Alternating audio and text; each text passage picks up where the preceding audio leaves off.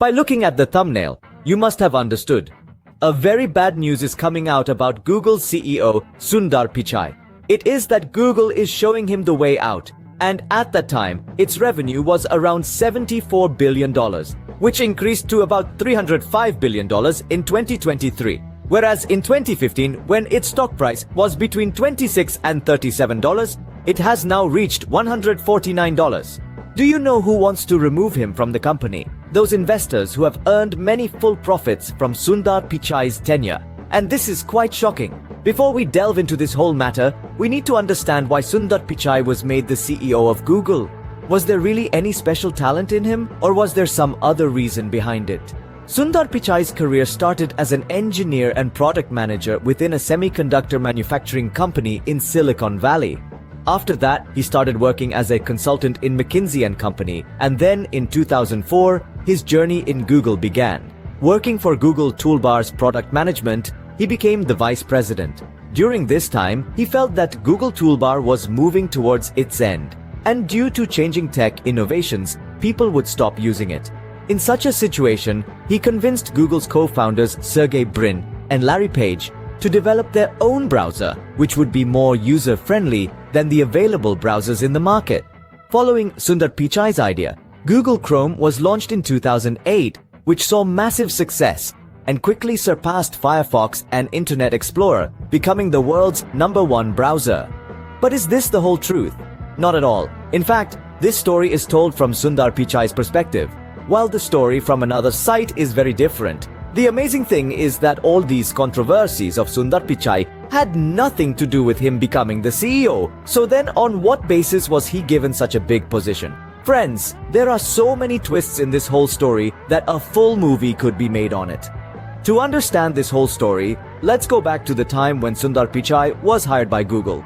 At that time, Eric Schmidt was the CEO of Google, who was neither the company's founder nor had he ever worked at Google before. Yet he was given a big role like CEO because that's what the company's shareholders wanted.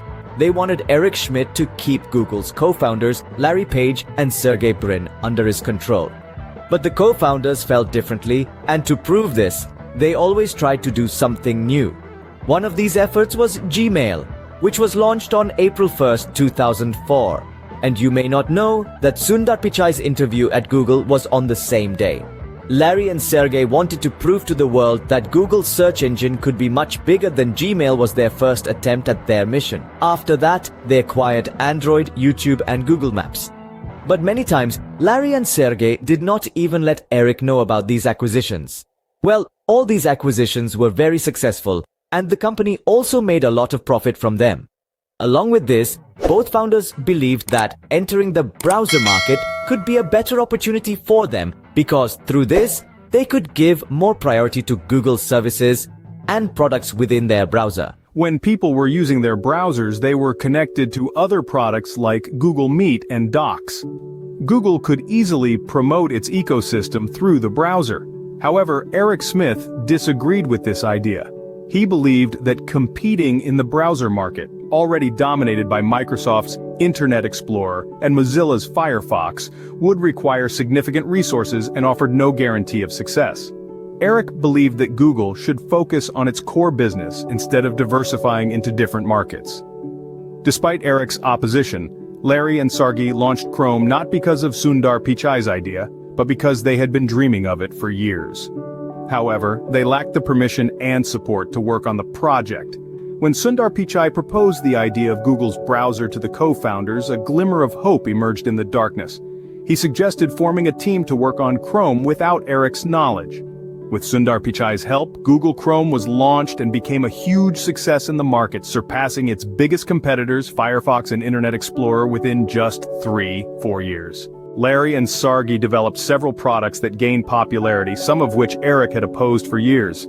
This raised questions about Eric's decisions, as several incidents indicated that the company could be in serious trouble. Consequently, Larry was replaced by someone who had never been considered for the CEO position before. Surprisingly, that person was Sundar Pichai. The question arises, what happened after Eric's departure that led to Larry's removal and Sundar's appointment?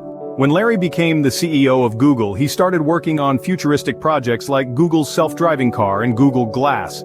He aimed to transform Google into a workplace where people constantly researched new and futuristic ideas, resembling an island filled with scientists. However, investors were not pleased with these plans. They believed that Larry was getting stuck in these big dreams and not focusing on the top priorities that could help the company grow even more. They started seeing Larry as a smart leader with big dreams, but not as a billionaire founder who could clearly understand what was right for the company at that time and where the focus should be.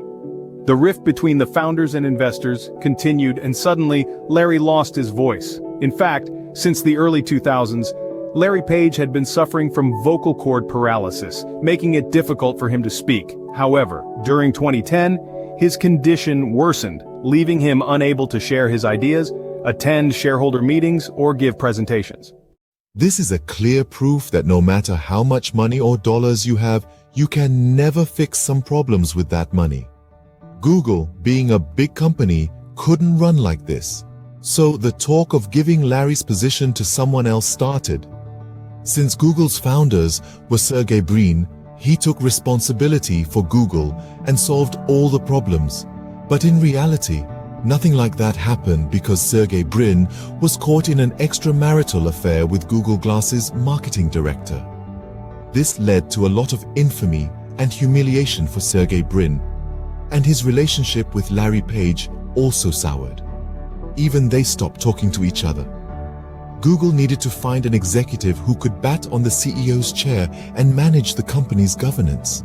But Google didn't have many options left. At the top was Eric Eschmidt, who had great ideas like Chrome, but they seemed useless. Then there was Larry Page, who unfortunately had become a paralegal. Third was Sergey Brin, whose affairs were the talk of the whole world. Fourth was Andy Rubin, the founder of Android. It seemed that Google was going to make him their next CEO, but serious sexual misconduct allegations were made against Andy Rubin. Due to this, Google gave him a $90 million exit package and showed him the way out of the company because he did not want to tarnish his name in these cases. And this is how Sundar Pichai came into the picture, who was finally handed over the reins of Google. There was no doubt that Sundar Pichai achieved great achievements through hard work. But what really made him successful was the situation. In other words, we can also call it luck. He was made the CEO of Google on August 11, 2015. After a few years, he was promoted and made the CEO of Google's parent company, Alphabet. From here, his weak performance started to be noticed. If we look at it now, Sundar did what he was hired for. He kept the company away from controversies, and after he took over, the company's revenue increased by about 4 times and net income increased by 5 times. Along with that, the stock also started to soar. So what was the problem?